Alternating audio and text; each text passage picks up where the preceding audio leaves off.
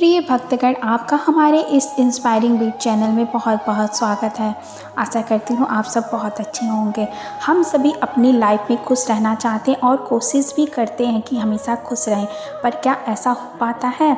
आज मैं आपको एक छोटी सी प्रेरक कहानी बताऊंगी जिससे हमेशा खुश रहने का राज छिपा हुआ है। आप जान जाएंगे कि हमेशा खुश कैसे रहें। तो आइए ये कहानी सुनाते हैं। एक बार माता पार्वती ने भोलेनाथ से पूछा, सदैव खुश रहने का राज क्या है? भोलेनाथ मुस्कुराते हैं और माता पार्वती से कहते हैं कि अगर आप जानना चाहती हैं कि सदैव खुश रहने का राज क्या है तो आप हमारे साथ चलिए। अगर आप इस कथा का श्रवण कर रहे हैं तो इसे पूरा अंत तक सुनिएगा। इसे बीच में आधा अधूरा छोड़कर जाने की गलती बिल्कुल भी मत करिएगा।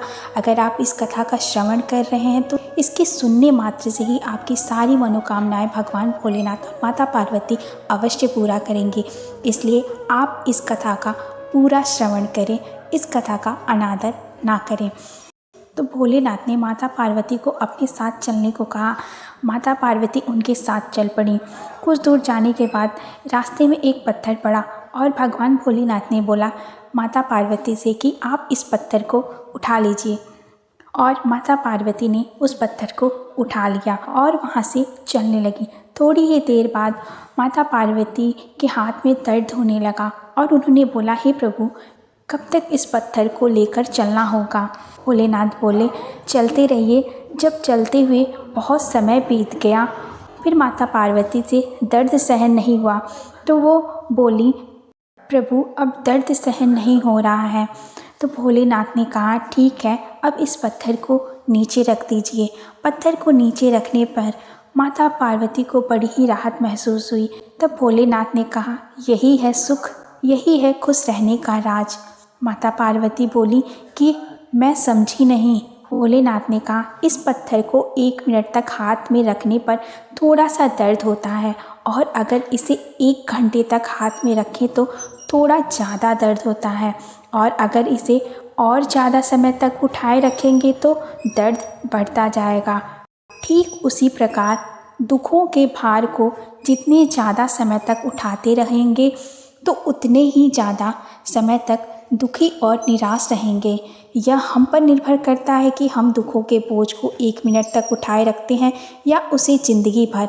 अगर कोई खुश रहना चाहता हो तो इस दुख रूपी पत्थर को जल्दी से जल्दी नीचे रखना सीख लें और हो सके तो उसे उठाओ ही नहीं।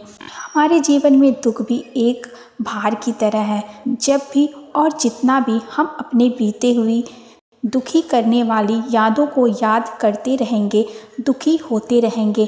दुख हमारे मन में, आत्मा के अंदर बैठे रहते हैं और हमें दुखी करते रहते हैं। इसलिए व्यर्थ की बातों को अपने मन से निकाल दो। चीज़ों के बारे में नकारात्मक सोचना बंद करो, नहीं तो यह नकारात्मक विचार आपके मन में आते रहेंगे और आप इस भार से दुखी होते रहेंगे। जब आप इस दुख को अपने अंदर से निकाल देंगे तो सदा खुश रहेंगे, आनंद में रहेंगे। याद रखें, प्रसन्नता स्वास्थ्य देती है जबकि दुख रोग देते हैं। मनुष्य अपने आनंद का निर्माता स्वयं है। प्रसन्न करने का उपाय है स्वयं प्रसन्न रहना।